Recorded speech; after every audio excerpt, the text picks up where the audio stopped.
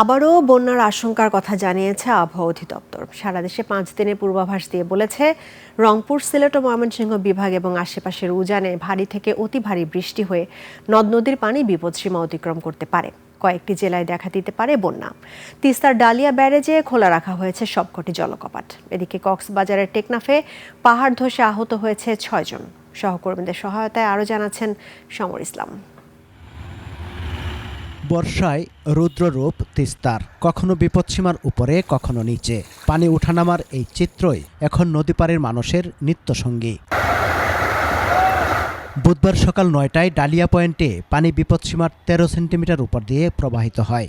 দুপুরে নেমে আসে বিপদসীমার ২ সেন্টিমিটার উপরে। উজান থেকে পানি নেমে আসায় তিস্তা ব্যারেজে ৪৪টি জলকপাটের সবকটি খুলে দেওয়া হয়েছে।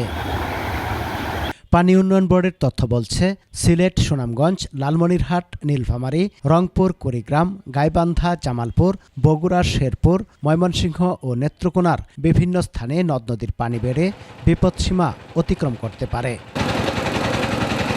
তিস্তা তীরের মানুষের দাবি, স্থায়ী নদী শাসন আর দ্রুত বাস্তবায়ন হোক তিস্তা মহাপরিকল্পনা।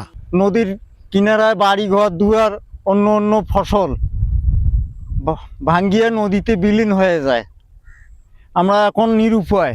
শুষ্ক মৌসুমে আমরা পানি পাচ্ছি না, চাষাবাদ করতে পারতেছি না।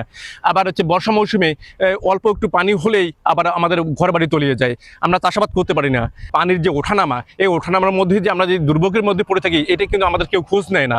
এদিকে বৃষ্টিতে কক্সবাজারের টেকনাফে মেরিন ড্রাইভ সড়কে পাহাড় ধসের ঘটনায় এক পর্যটক সহ অন্তত ৬ জন আহত হয়েছেন।